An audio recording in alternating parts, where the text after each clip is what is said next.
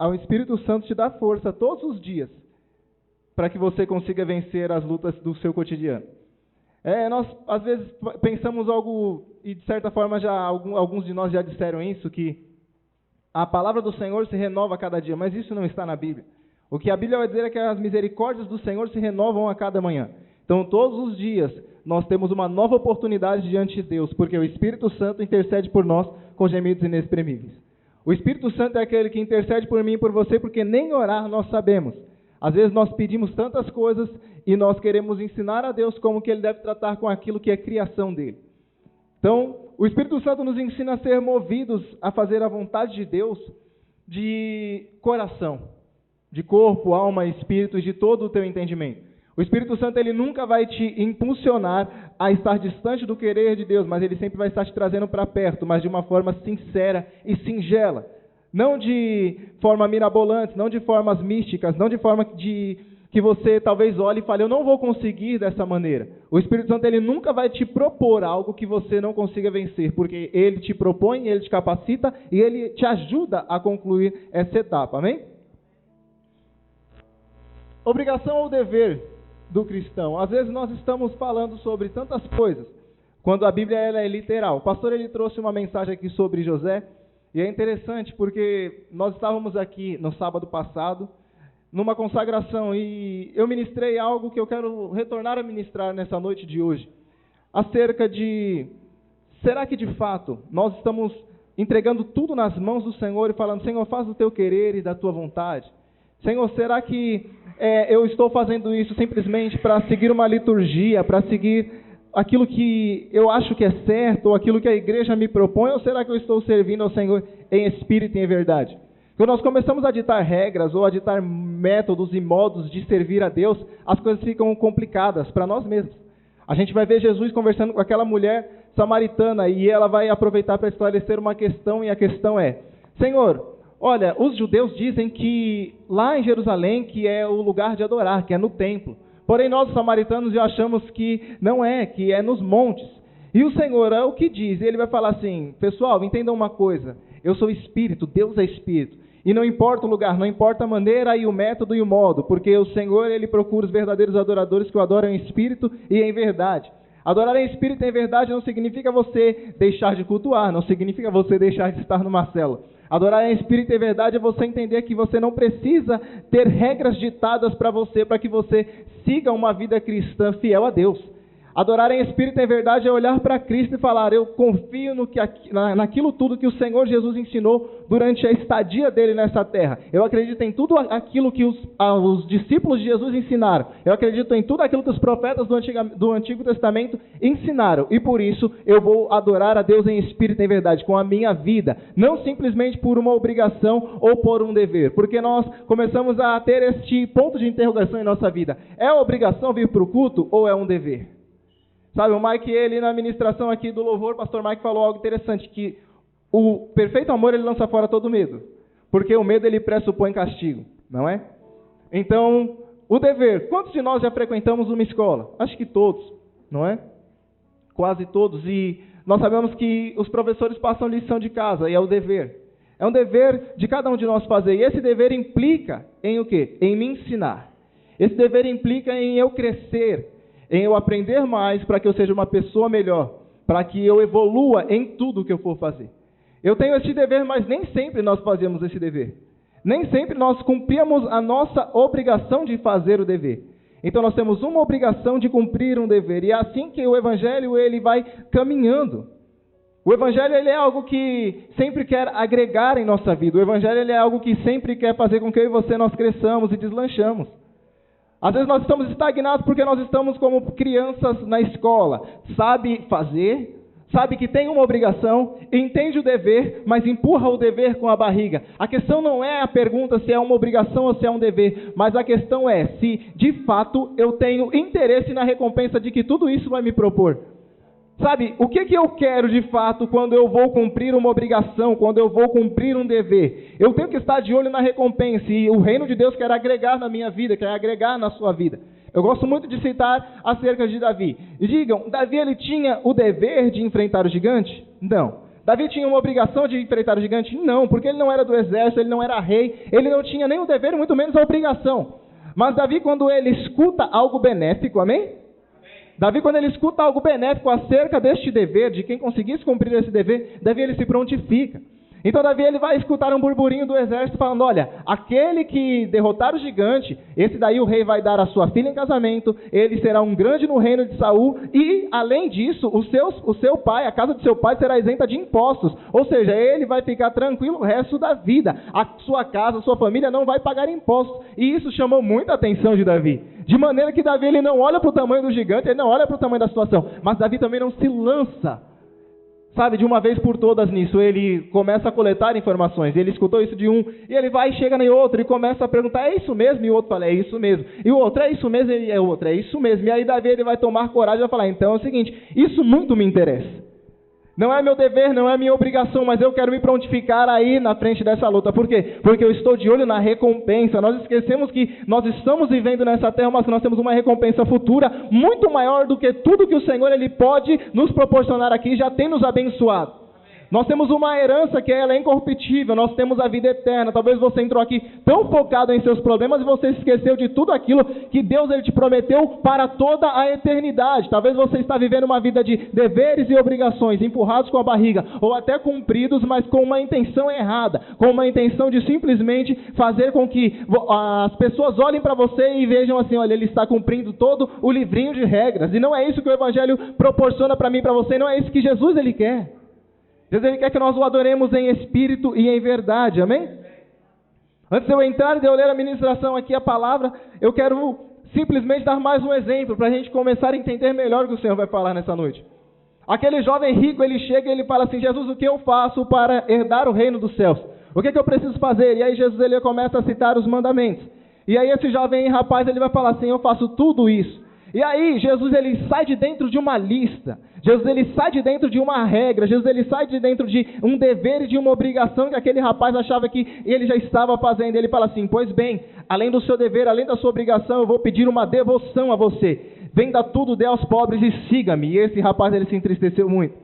Talvez essa é uma noite que Jesus ele vai fazer isso comigo e com você. Eu vou começar a ministrar e você vai falar, eu já estou enquadrado nisso, pastor. Eu já estou enquadrado naquilo, eu já estou fazendo isso, eu estou buscando isso. Mas talvez dentro dessa ministração, até o final dessa noite, Jesus ele saia fora disso, o Espírito Santo saia fora disso e fale com você. Eu preciso de algo, de uma devoção de você. Além de tudo que você já aprendeu que deveria ser regra de fé, além de tudo que você já aprendeu que deveria ser uma obrigação cristã, eu preciso que você vá além, que você mergulhe mais fundo, que você leve uma vida de devoção, de que você negue-se a si mesmo, tome a sua cruz e siga-me, amém? É talvez isso que o Senhor ele quer falar comigo, com você nessa noite de hoje. Talvez é este ponto de entender que negar a si mesmo é justamente fazer isso, mesmo que eu esteja cumprindo tudo, mesmo que eu esteja enquadrado em tudo aquilo que a Bíblia diz que eu devo estar. Será que eu estou fazendo isso por dever, por obrigação ou por uma devoção ao Senhor Jesus? Amém? Romanos capítulo 13, verso de número 8. Espelha aqui para mim, por favor. Glória a Deus.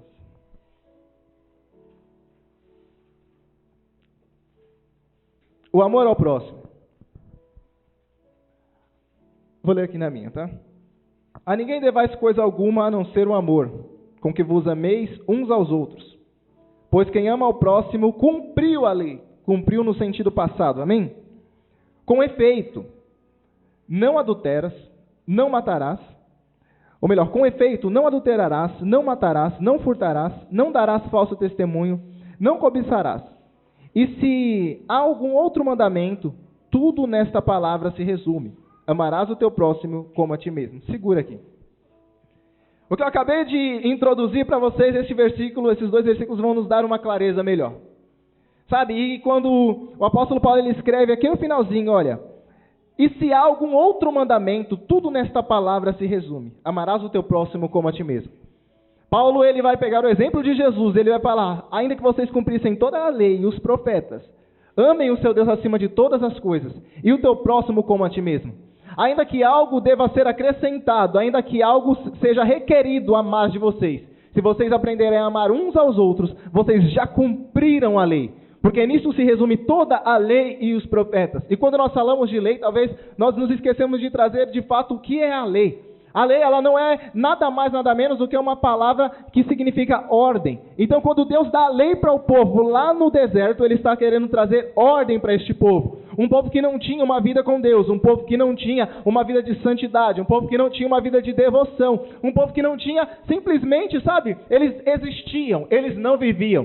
Então, quando nós deixamos de cumprir a lei, nós estamos saindo fora da caixinha de uma ordem e de uma ordenança que vem do céu. A lei, ela é boa, se usada dela legitimamente, assim o apóstolo Paulo ensina. Então, às vezes, nós jogamos a lei de lado e vivemos uma vida sem ordem. E aí nós não oramos, nós de fato não jejuamos, nós de fato não ofertamos, nós de fato não dizimamos. Por quê? Porque nós achamos que é uma obrigação e é um dever. E por achar que é uma obrigação e é dever, automaticamente eu sinto-me à vontade para empurrar isso com a barriga, ou para deixar isso para depois, ou eu não devo fazer agora, eu não quero fazer agora, é minha obrigação, mas eu estou chateado com isso, eu estou chateado com aquilo. É o meu dever, mas eu acredito que eu posso fazer depois. Por quê? Porque hoje é final de semana, e assim nós empurramos as coisas que na realidade são ordenanças como deveres e obrigações. Na realidade isso é uma devoção. Quero pegar um gancho aqui no que o pastor falou acerca do dízimo, acerca da oferta. Nós começamos a falar lei e graça. Ei, o dízimo é do Antigo Testamento, é do Novo Testamento? Não, o dízimo é daquelas pessoas que são devotos a Deus.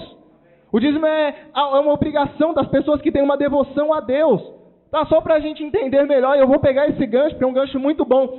Melquisedeque era um sumo sacerdote. Abraão, ele não tinha lei, ele não tinha graça, mas Abraão, quando ele começa a conquistar aquilo que Deus já tinha prometido e que ele já tinha tido fé, ele vai oferecer o seu sacrifício, o seu dízimo, a melhor parte, a primícia da sua vida para o sumo sacerdote Melquisedeque, que a gente vai ver lá em Hebreus, que representava o próprio Jesus. Então, Abraão, ele não era alguém que estava envolto em um sistema de obrigação. Ele era alguém que andava por fé, e andar por fé é isso. É entender que a fé nos torna devotos. A fé nos torna pessoas que vão andar segundo aquilo que nós somos pedidos, mas muito além. A devoção é dar muito mais do que nos é pedido. Isso é uma devoção. A devoção é dar muito mais do que nos é pedido. E talvez eu e você nós não estejamos assim. Nós não estejamos dispostos a isso. Nós talvez estamos dando passos até um limite que nós mesmos colocamos. E começamos a querer ensinar a Jesus a trabalhar. Aquele jovem, ele colocou um limite para herdar o reino dos céus, quando Jesus ele queria dar muito mais para ele. Aquele jovem, ele olha e ele vai falar assim, olha, eu já faço tudo isso, mas isso que você me pediu, eu não consigo fazer. Quando nós começamos a colocar limites no que Deus ele tem para mim e para você, as tendas não se expandem, amém? É, justamente isso. As tendas não se expandem. Quando eu coloco limites naquilo que Deus tem para mim e para você, a minha vida não prospera, meu ministério não anda, a minha família não progride, todos os meus planos e projetos, eles se tornam limitados. A devoção não me torna limitado no sentido de dar, mas a devoção também não me torna limitado no sentido de receber, isso é benéfico. Sabe, estudar para você concluir o dever de casa é algo que é sua obrigação. Mas você talvez pode começar a estudar para responder 5 ou 10 questões ou simplesmente passar na prova. Isso é algo que vai ser benéfico para você e que vai ser uma obrigação. Mas você também pode começar a estudar muito e muito mais para superar essa prova e ir muito além. Está entendendo? Talvez você hoje está falando assim, eu só quero sair desse vale. Eu só quero sair dessa prova. Eu só quero sair dessa luta. Eu só quero sair dessa posição que eu estou agora e dar um passo adiante. E Jesus ele tem algo muito maior para você. A Bíblia vai ensinar que Jesus ele tem muito mais do que nós pedimos ou pensamos, ou seja, nós somos limitados. Aí, lá Isaías ele vai deixar escrito assim, pois os meus pensamentos não são os vossos pensamentos e muito menos os meus caminhos, os vossos caminhos. Amém. Deus ele é além e nós precisamos começar a dar passos maiores. Amém? Por isso a importância de conhecer o Espírito Santo.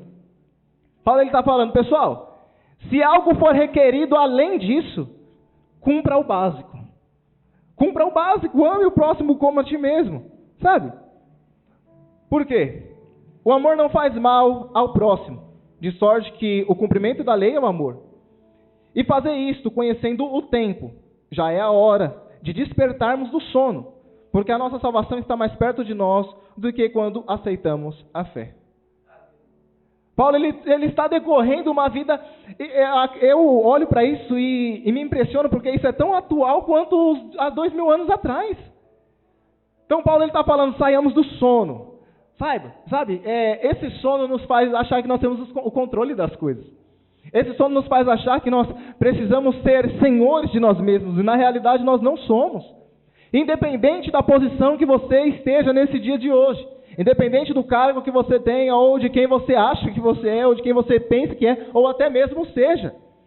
Eu quero dar um exemplo. Naamã, ele era alguém muito importante, repita, muito importante. Ele era chefe do exército do rei da Síria e Deus usava Naamã.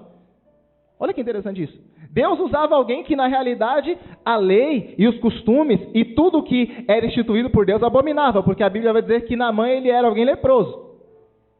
Então ele era alguém de prestígio, ele era alguém que o próprio Deus usava, mas que ele era leproso. Deus usava a vida de Naamã para dar livramento para o povo da Síria, mas mesmo assim ele era leproso. Quando ele fica sabendo, através de uma jovem que foi usada por Deus, que na terra de Israel tinha alguém que poderia restituir a pele dele, a saúde dele, ele vai ir lá e vai até o rei. O rei era, de fato, alguém que não tinha nada a ver com os assuntos de Deus. E aí o profeta Eliseu se levanta.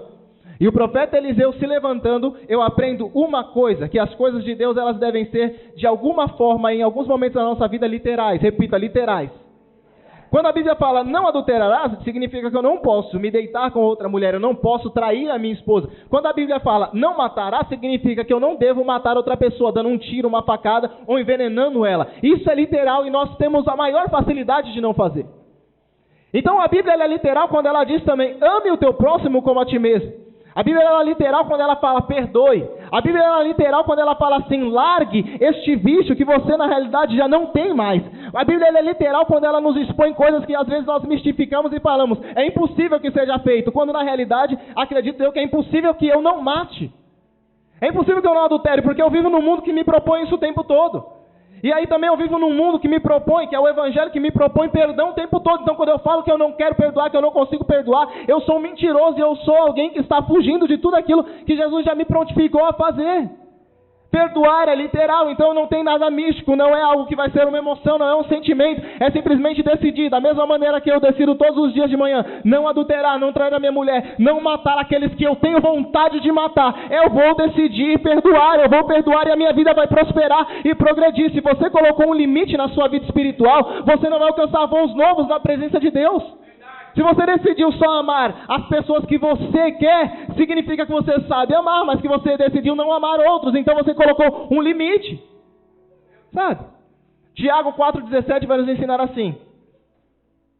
Aquele que sabe fazer o bem não faz, comete pecado. Quem consegue fazer o bem para o filho? Levanta a mão. Quem consegue fazer o bem para pai e mãe? Levanta a mão.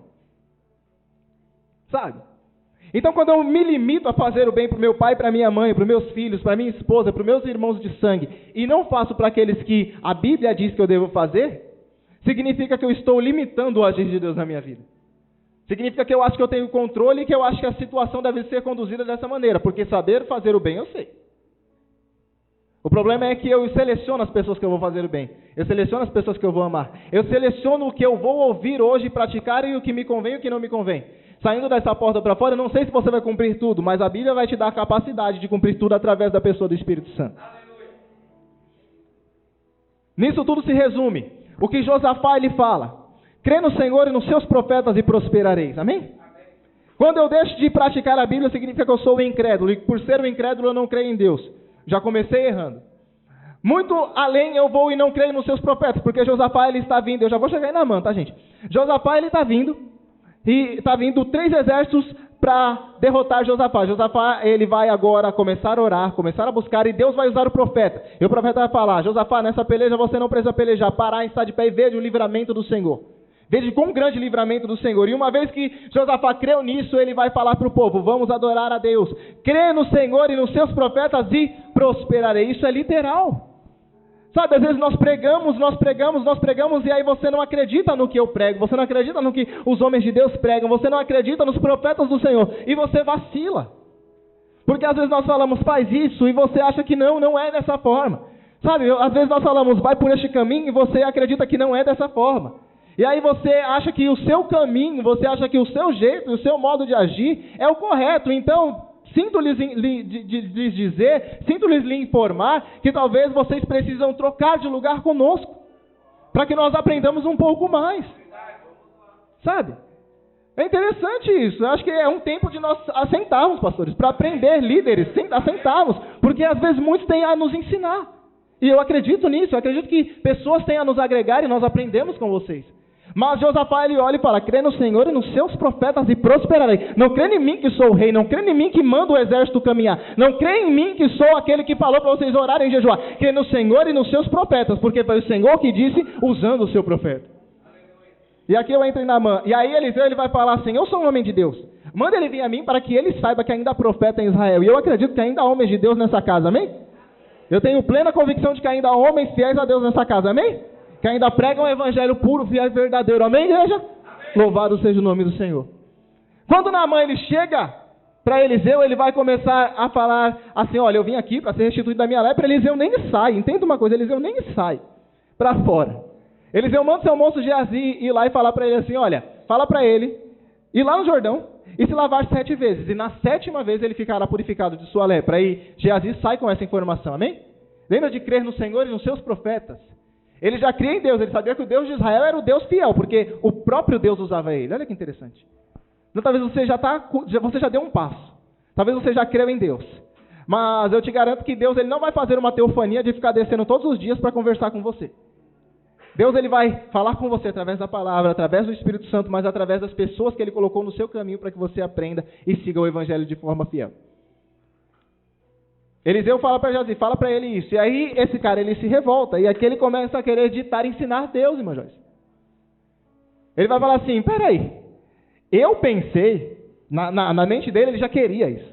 Eu pensei que o homem de Deus, ele sairia, ele se colocaria de pé, colocaria a mão sobre o leproso. Olha só, isso daqui me traz uma reflexão acerca de que as pessoas às vezes querem que nós compartilhemos de suas impurezas. As pessoas querem que nós façamos parte da sua lepra. As pessoas querem que nós às vezes colocamos mão em coisas impuras que na realidade nós não podemos colocar mais a mão. Porque nós somos santificados, nós somos separados. Amém? E aí Naamã ele continua falando: eu pensei que ele se colocaria de pé, ele colocaria a mão sobre o leproso, ele invocaria o Deus dos céus, ele gritaria, ele fazeria escândalo, ele rodaria no poder, ele falaria em mistério, ele ia marchar, ele ia falar que Deus estava quebrando o jugo, que Deus estava quebrando o laço, e então o leproso ficaria curado. Deus nessa noite ele veio para frustrar os meus e os teus planos, amém? Jesus ele está frustrando os meus e os teus planos. Naamã chega com um plano prontinho. Alguém que era leproso, alguém que, queria que Eliseu, um homem santo, colocasse a mão na sua lepra, fizesse parte, compactuasse com aquilo. Eu pensei que ele ia colocar a mão, que ele sairia, viria a mim, ia me tratar como estrela, porque eu sou um general. Eu pensei que ele sairia, ele invocaria o Deus dos céus, pularia, rodaria, sapatearia, e então eu seria curado da minha lepra. Não. Deus ele vai ofender, como diz o pastor Mike aqui cotidianamente, Deus vai ofender a minha e a sua realidade. Porque a minha e a sua realidade ela é totalmente limitada. A minha e a sua realidade é justamente isso: eu escolho amar os meus filhos, mas não escolho amar os filhos da minha vizinha que está com pedra no meu telhado. Chega disso, a minha e a tua capacidade é pouquíssimo. Alguém leproso quer ensinar alguém que já está num nível de espiritualidade com Deus. Alguém que é leproso chega para Eliseu e vai querer falar assim: não, eu estou ditando as regras, ainda tem mais. O lugar que ele me mandou está errado, porque Abana e Farpar são rios de Damasco lindos. São rios maravilhosos. E a gente começa a colocar lugares e situações como se fosse algo que determinasse o meu e o teu caráter, quando na realidade não. Mas Deus sempre vai colocar pessoas boas do nosso lado, amém? Deus sempre vai colocar servos, porque nós esperamos coisas mirabolantes. Nós achamos que poderemos fazer aquilo que Deus ditar, como se isso fosse algo que Deus viesse falar assim: não, para você herdar o reino dos céus, como aquele jovem perguntou, você precisa fazer isso e aquilo, e a sua capacitação e a sua capacidade precisa ser extraordinária. Nós esperamos isso é na realidade o que o nosso coração almeja. O próprio Nicodemos chega para Jesus e fala assim: Jesus, eu sei que tu és mestre em Israel, e o que eu preciso fazer para herdar o reino dos céus? E aí Jesus fala: você precisa nascer de novo. E aí ele começa a se fazer de bobo. Porque quando a gente fala uma coisa simples, as pessoas se fazem de bobos. Porque por a gente ser líder, ser pastor, as pessoas estão esperando algo extraordinário. As pessoas pensam que nós temos a solução para os problemas do mundo. Eu gostei do que o pastor falou aqui acerca de sonhos. Não sou José, esquece. Não vou interpretar sonho, não tenho este dom, isso não cabe a mim. Sabe? Se você falar em mistério 1 hora comigo, também não tenho esse dom. Sabe? Mas se você falar assim, o que é que eu posso fazer para melhorar, para perdoar, eu vou saber disso, porque a Bíblia diz. Sabe? A gente parou de comer o arroz com feijão, que é algo que nutre, para ficar comendo miojo, porque é mais saboroso. Sabe? Porque é mais saboroso. Não é isso que o Senhor Ele quer. Para concluir e dar prosseguimento no que eu dizia, abra a sua Bíblia aí em Coríntios 13 e segura aí um pouquinho, tá? 1 Coríntios 13. E eu retorno a falar um pouco disso. Então, aquelas pessoas que olham para aquilo que Eliseu falou como algo simples, que são os moços de Naamã, vão olhar e falar assim, Senhor, para e pensa um pouco. Se o profeta te tivesse dito para fazer algo difícil, algo muito extraordinário, você não tentaria fazer? Se eu falasse para você, sobe para um monte 21 dias, fazer uma campanha de oração, jejua, se consagra, traz a roupa aqui no altar, traz o tênis, traz a meia chulesenta, traz a cueca do seu marido, você não ia fazer? Sabe, os moços olham porque Deus ele coloca pessoas no nosso caminho. Pessoas que talvez nós não estimamos muito. Pessoas que talvez sejam ainda servos dos servos. Mas que vão ter uma palavra de fidelidade para mim e por você porque elas nos amam. Elas nos amam. E aí, esses moços vão falar, se ele tivesse falado para você fazer algo muito extraordinário, você não faria? Ele falou para você se lavar no Jordão, cara. O Jordão está logo aqui. Vamos descer lá, se lava no Jordão. E aí que começa o processo, entendeu? E aí Naamã ele vai lá e começa a ter o seu orgulho quebrantado. E se lava 1 e 2. E para quem não sabe, a lepra deixa a nossa pele em carne viva, não é? Uma ferida exposta. Amém? E acredito eu que uma água barrenta, um lodo, uma água suja faria com que a pele desse ardesse cada vez mais e mais. Talvez você já até escutou o conselho das pessoas que estão aí, porque Deus colocou, e você está em algum dos mergulhos, não sei se no primeiro, não sei se no segundo, mas eu sei de uma coisa, deve estar ardendo as suas feridas. Mas o sentido de você mergulhar, o sentido de você ir mais a fundo, o sentido de você ir até o final, concluir o propósito é que no final essas feridas vão ser todas saradas. A sua lepra ela vai ser curada no nome do Senhor Jesus. Então não pare, não retroceda, vá além, mergulhe, prospere. Amém? Prospere a cada mergulho, sinta-se curado a cada mergulho. Sinta-se renovado a cada mergulho, vá além, não pare. Sabe, o 7 é o número da perfeição segundo a Bíblia. E o Senhor Ele quer me tornar perfeito e te tornar perfeita. Não sei se você está no primeiro, no terceiro, no quarto, no quinto, mas não para. Sabe, a igreja de Deus precisa voltar a perseverar. E nós paramos quando o quê? Quando nós entendemos, melhor dizendo, nós paramos por quê? Porque nós colocamos um limite. Então até o 4º mergulho eu vou. Sabe, porque do 4º em diante mexe no meu bolso, mexe na minha mente, mexe na minha família, mexe na minha estrutura, mexe no meu ego e mexe no meu orgulho. Então eu não vou mais. É para ir até o final, vai até o fim. Vai até o fim. Se doa para o Evangelho, se doa para Cristo, tenha uma devoção. Ainda que você olhe e nada mude, ainda que você olhe e nada aconteça, seja alguém devoto a Deus, amém? Olha o que vai falar. 1 Coríntios capítulo de número 13. Ainda que eu falasse a língua dos homens e dos anjos, se não tivesse amor, seria como um metal que soa ou como um sino que tine. Ainda que eu tivesse o dom da profecia, conhecesse todos os mistérios e todo o conhecimento, e ainda que eu tivesse toda a fé de maneira tal que transportasse os montes, se não tivesse amor, nada seria. Ainda que distribuísse toda a minha fortuna. Olha isso aqui. Aqui nós entendemos o que é uma vida de devoção. Deus ele te propõe coisas na realidade para testar o seu caráter. Deus não precisa de nada meu e de nada seu. Entendeu?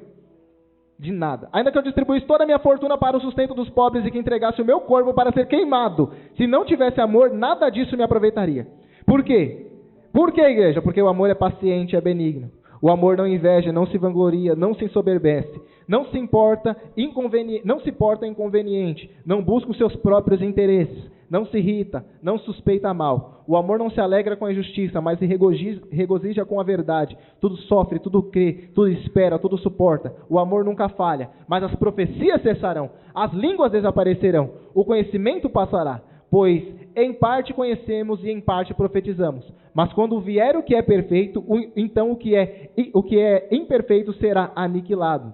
Quando eu era menino, e aqui eu retorno para a ministração, quando eu era menino, falava como menino, pensava como menino, raciocinava como menino. Mas logo que cheguei a ser homem, acabei com as coisas de menino. Amém? Então, no começo da caminhada cristã, nós engatinhamos e Deus ele começa a nos dar como se fosse essa papinha nutricional, essa papinha nutritiva, não é? Então a gente vacila, a gente chega, confessa, a gente vacila, a gente vai lá e pede perdão e chora e é renovado e tem um acalanto e tem o apoio dos irmãos. Mas Paulo ele está falando aqui, vocês no nível que vocês estão, já era para vocês terem entendido que o amor não é opcional para o cristão. Que amar e cumprir o amor no sentido de honrar a Deus, honrar o próximo, não adulterar, não se prostituir, ter uma vida de devoção não é opcional. Então a questão não é se é dever ou se é obrigação. Se você hoje se reconhece como cristão, há algumas coisas que você não tem opção. Por exemplo, se você falar eu não consigo perdoar, eu não quero perdoar, e você não tem a opção de não perdoar, porque Jesus falou, se você não perdoar, eu também não te perdoo. Então, tem coisas na tua vida que não é mais opcional. Então, os meus filhos, tem muitas coisas que eles não comem. Amém? Tem muitas coisas que eles não comem. Tem coisas que eu coloco na mesa, que eu me esforço, que eu como pai, eu luto para comprar, mas que mesmo assim eles olham na minha cara e falam, eu não quero isso. Mas eles ainda são crianças, então eu trato eles com paciência. E eu não posso deixar eles com fome de certa maneira. Então, se ele não quer a carne moída, eu tenho que pelo menos comprar um hambúrguer para ele. E assim funciona a vida, mas por enquanto. Porque a partir do momento que eles começam a crescer e entender que a minha vida e o meu cotidiano é pesado, que a minha vida e o meu cotidiano, e quando eu saio de manhã para buscar o sustento deles, não é algo tão comum como eles pensam, eles têm que ter, pelo menos por amor a mim, o entendimento de agradecimento, e de que eu vou comer isso, e isso vai me alimentar, e eu louvo a Deus, porque Deus tem usado a vida do meu pai para me proporcionar isso. Com Deus é assim. E com as pessoas que estão nos direcionando é assim. Então talvez hoje você está comendo uma feijoada e você não goste da feijoada, mas você já está no nível de comer feijoada e a gente vai empurrar a feijoada para dentro da tua goela, quer você queira ou não. Porque a gente quer ver você nutrido.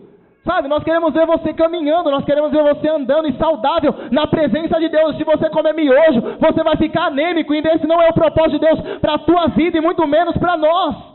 Nós queremos ver uma igreja lavada, remida no sangue de Deus, mas não simplesmente para ficar de mimimi, para ficar de sem vergonhice, mas que anda, que caminha, que marcha na terra, que faz aquilo que o Senhor falou que é viver o ID, porque eu prego que o Senhor santifica e o mundo olha, Ele é um santo. Eu prego que o Senhor liberta e o mundo olha, Ele é um liberto, Ele é uma liberta. Eu prego que o Senhor, Ele salva, Ele cura, Ele liberta e o mundo olha e fala assim, ali vai um povo saudável, revestido do poder de Deus. Se transformar em cristão. Então Jesus fala, ei, não deve se adulterar, não deve se fornicar, não deve se deitar antes do casamento. E eu vou olhar para o mundo e falar, eu vou ficar com a verdade de Cristo, eu não vou adulterar, eu não vou fornicar, eu não vou perecer nesse mundo, porque aqui Paulo disse, tudo isso vai passar, mas aqueles que amam ao Senhor acima de todas as coisas, e o próximo como a ti mesmo, esses permanecem para sempre. Aleluia. É isso, é permanecer para sempre, é entender que isso tudo é passageiro, que eu vou dar ouvido a quem de fato está me direcionando para a presença de Deus. Não importa se ele olhe para mim e fala assim, vai para o Jordão e mergulha 7 vezes, e eu acho que eu tenho que ir para Dona e para Farpar, e eu acho que eu tenho que falar, não, você que precisa orar por mim, você que precisa orar, falar em mistério, entregar profecia, quando na realidade não. Você que precisa ter uma vida de devoção a Deus e uma vida simples. Quando a gente vai falar dos homens piedosos, eu amo falar sobre os homens piedosos do passado. Às vezes a gente pensa que os homens piedosos, uma vez até o pastor Fábio compartilhou isso comigo, e nós dois, ambos não sabíamos, mas a gente estudando teologia, ouvimos falar dos homens piedosos e a gente achava que esses homens piedosos é porque praticavam muitas obras, porque iam para orfanatos e cuidavam de viúvas, e na realidade não. Os homens que são conhecidos como homens piedosos é aqueles homens que passavam horas e horas da sua vida na presença de Deus. Sabe, são pessoas que estão na presença de Deus, e eu olho para Eliseu era alguém que tinha autoridade para ditar as regras e como se deveria ser feito, porque Eliseu ele estava diante da presença de Deus, e Deus estava diante da presença de Eliseu. Em outras palavras, Eliseu e Deus estavam frente a frente um do outro o tempo todo. Sabe, Eliseu ele fala assim, olha, esse problema, ele é tão pequenino e eu já tenho a solução para ele que eu não preciso nem ir lá fora. Geazi, eu não posso sair da presença de Deus, eu estou aqui, tá entendendo? Eu estou concentrado, Geazi, então vai lá e leva essa informação, Geazi. Vai lá e faz essa obra, Geazi, tá entendendo? Está entendendo que o Senhor está ramificando nessa noite de hoje e chamando homens, mulheres, jovens para trabalhar e entender que assim como aqueles discípulos, eles levantaram diáconos e falaram: não convém a nós que nós saiamos do nosso posto de ensinar a palavra, meditar e estar orando para servir a mesa. Está entendendo? Porque nós não vivemos de obra de caridade, nós vivemos de uma vida piedosa diante de Deus antes de tudo, para depois nos apresentarmos diante do homem, para que só assim a minha sombra possa causar uma cura sobrenatural. Sabe, as pessoas estão esperando muito da liderança, muito do altar, muito dos homens de Deus, mas não querem viver uma vida simples que é proposta pelos homens de Deus. Crê no Senhor e nos seus profetas e prosperareis. De nada demais você precisa fazer, é simplesmente crer no Senhor e nos seus profetas. E quando falo nos seus profetas, não é quando eu te entregar uma profecia, ou quando os pastores te entregarem uma profecia, mas é crer quando nós pregamos o Evangelho. E eu acredito que você é um leitor hábil da Bíblia. Vai olhar para a Bíblia e falar: aquilo que eles estão ministrando é uma pura verdade. Aquilo que eles estão me instruindo pode até me machucar e ferir o meu orgulho, mas é para me levar para o céu. Amém? Amados, amemos-nos uns aos outros, pois o amor é de Deus. Quem ama é nascido de Deus e conhece a Deus. Amados, amemos-nos uns aos outros, porque quem ama é nascido de Deus. Amém? E conhece a Deus. Quem não ama não conhece a Deus. Simples, não tem... Está entendendo que o que eu estou falando aqui é literal? Que não significa que talvez você esteja cumprindo metade ou cumprindo 90%. Não, se você não cumpriu 1%, você não cumpriu 90%. Acabou. Isso é literal. Se você não ama, você não conhece a Deus. Infelizmente, e com toda a convicção, eu falo hoje isso com a minha boca cheia. A igreja não conhece a Deus. Nós não conhecemos a Deus. Porque nós não nos amamos. Porque nós não nos amamos. Sabe o que é me amar? Amar o próximo é entender que eu posso fazer uma tatuagem. Amém? Me acompanhe. Eu posso tomar uma taça de vinho. Eu posso muito bem fazer todas as coisas, mas entender que nem tudo me convém. Amar o próximo é entender que eu posso tomar uma taça de vinho e eu vou procurar na Bíblia inteira e vou entender que isso não é pecado. Mas entender que eu preciso me abdicar disso para que outros não caiam na fé. Está entendendo? Amar o próximo é entender que eu não posso beber uma taça de vinho hoje, porque se um irmão meu que era alcoólatra ver eu tomando essa taça de vinho, e ele vai chegar e perguntar: mas irmão, crente pode beber? Eu vou falar: pode, não é pecado. Ele vai falar: então eu vou beber, mas eu paro na taça de vinho. Está entendendo? Só que esse irmão, ele não para. Então todas as vezes que eu coloco o meu limite na minha mão e falo: não, até aqui eu vou, significa que eu não tenho uma vida direcionada por Deus. Porque o meu limite não significa que é o limite do meu irmão. Está entendendo? Uma vida de devoção é isso, é entender que o meu limite não é o limite do meu irmão, que o limite do que eu tenho proposto a fazer, eu preciso fazer mais, para que muitos se salvem. Por isso que hoje você não consegue ganhar o seu filho para Cristo. Por isso que hoje você não consegue ganhar o seu esposo para Cristo, porque você se comporta que nem você se comportava no mundo. Por isso que hoje você não consegue ganhar o seu pai e sua mãe para Cristo, porque você ainda é ímpio dentro da sua casa. Está entendendo? Não vai mudar nada. Você vai morrer, e se você não mudar, se você não entender que é literal quando o Senhor Jesus falar para você perdoar, para você amar, para você deixar de fazer as coisas mesmo que te convém, não vai mudar nada. Todo mundo da sua casa vai para o inferno por culpa sua. Sabe, a gente está fugindo da realidade do Evangelho, quando na realidade o Evangelho é isso. Esse é o Evangelho.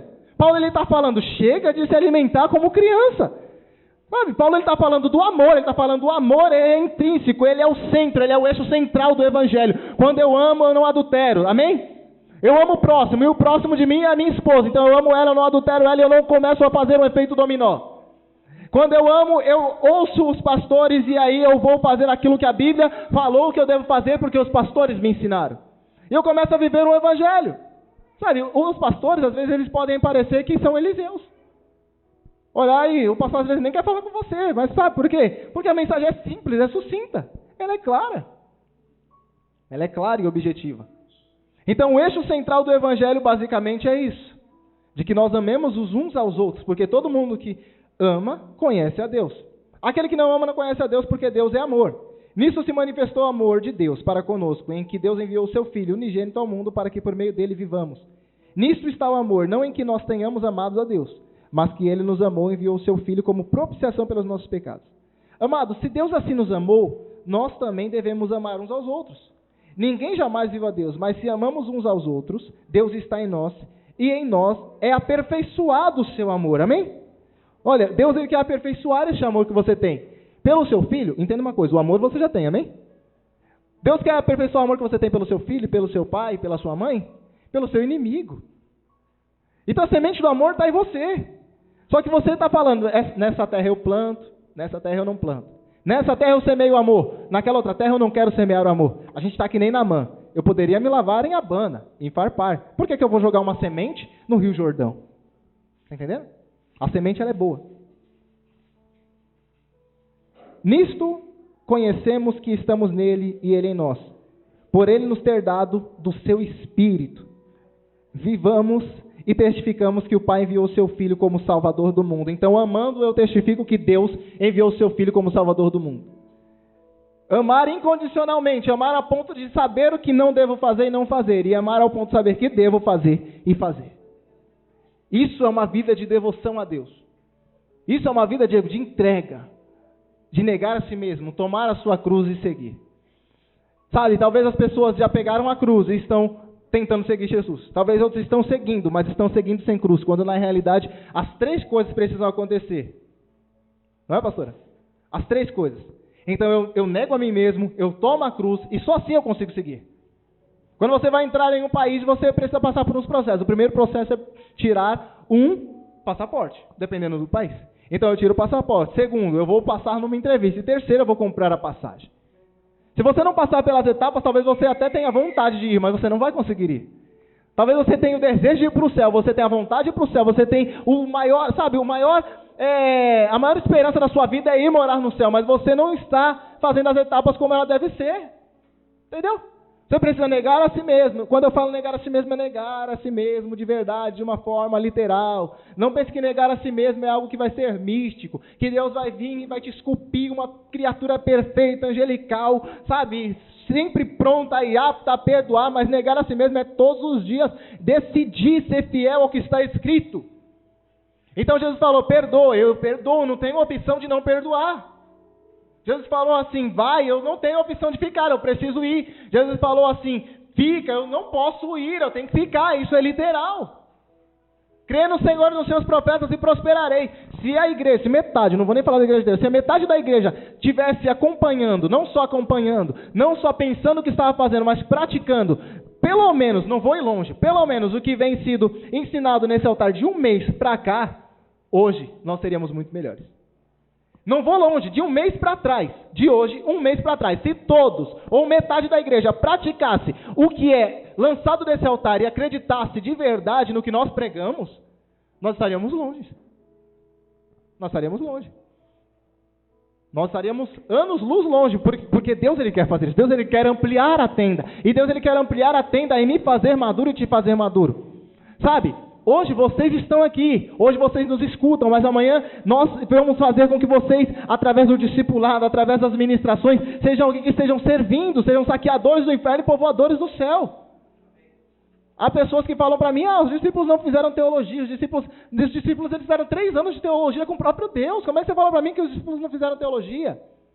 Como é que você fala para mim que os discípulos não aprenderam nada? Como é que você fala que eles eram homens comuns e simplesmente você quer ser comum aí porque eles eram homens comuns e não leram a Bíblia? Você não quer ler a Bíblia. Sabe, esses homens pagaram um grande preço para hoje nós termos acesso a todas essas informações. A tudo isso. Tem um filósofo que ele é meio escrachado, mas eu gosto muito de escutar ele. O nome dele é Clóvis de Barros. E tem um vídeo dele muito antigo, mas que ele está revoltado acerca dos estudantes. Ele está dando uma aula numa faculdade, ele vai começar a se expressar de uma forma, sabe, revoltante. E ele vai falar como que o autor tirou aquilo do zero. Não é, pastor? O autor tirou aquilo do zero, o cara teve que se esforçar, ele ralou, ele buscou fontes, ele teve que estudar, ele passou noites em claro, para deixar escrito, para que você leia. Para que você leia. E como que você olha para mim e você fala que você não entendeu, isso ofende a nós. Está entendendo?